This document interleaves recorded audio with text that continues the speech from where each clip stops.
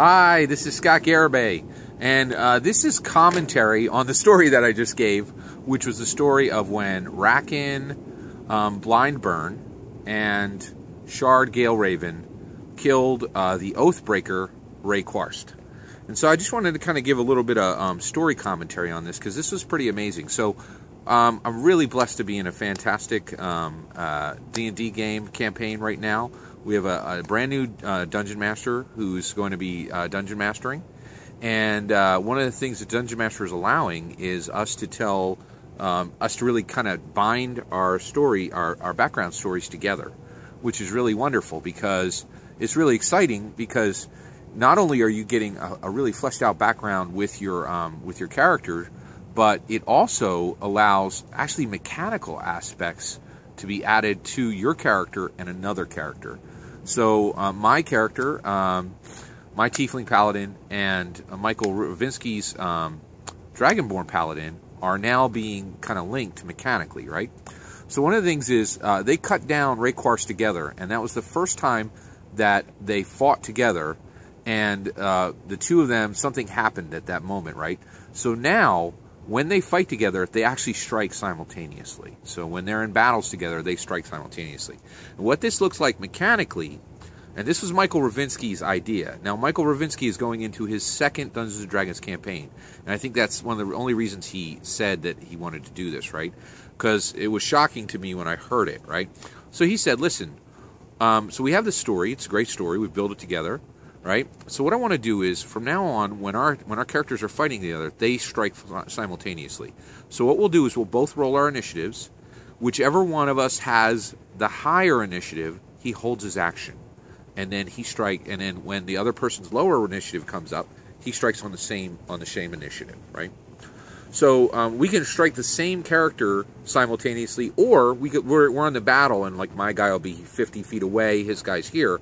But when you hear ching ching, when you hear the swords, sparking, those are the two of them are striking at the same time, even if they're not striking the same character. And so this actually makes our characters slower. We go later in the initiative, right? But I think one of the things that's really shocking to me is Michael Ravinsky's he's relatively new to Dungeons & Dragons. He had no problems picking up the mechanics of the game at all, right? Which is impressive, because you're talking a 300-page rule book, and as well as probably 50 pages from the DMG and at least 50 pages from the monster manual. He intook 400 pages of content easily, and was able to grasp it, right? So what's really interesting is he is doing something I've never seen before ever. He is min-maxing the story, not the mechanics, right? So he has said, we're going to sacrifice this mechanic, this Dungeons & Dragons mechanic, to make our story stronger, right? Now, I actually suspect that once we get into the game, it may actually give us some distinct advantages we didn't expect, right? And so I'm a pretty experienced Dungeons & Dragons player. I would have never thought of this, and I think most Dungeons & Dragons players would have never done this, because who wants to go on a lower initiative, right? But I think it's a fantastic idea. I'm really becoming more and more invested in my character, because Michael is saying, let's min-max the story, right? Now, he didn't use those terms. He just did it naturally. It was his idea, right? And it's really quite fascinating to me, and I think it's really exciting. So the only thing I would say is I'm just really excited about the opportunity to kind of really dig in. And one thing that's amazing is I've written 2 short stories for this character, and our first game is a week from now. So like that's pretty awesome. And so we're getting to play Dungeons & Dragons before we get to play Dungeons & Dragons. And I think that the great games are games like this, where the DM, the Dungeon Master, has empowered the players to say, I want to hear your stories, I want to hear your ideas. We're going to tell this game, we're going to tell this story communally. And it really totally works, and the only thing that I think my only complaint at this point is I'd like to actually start to build stories with some of the other players, right?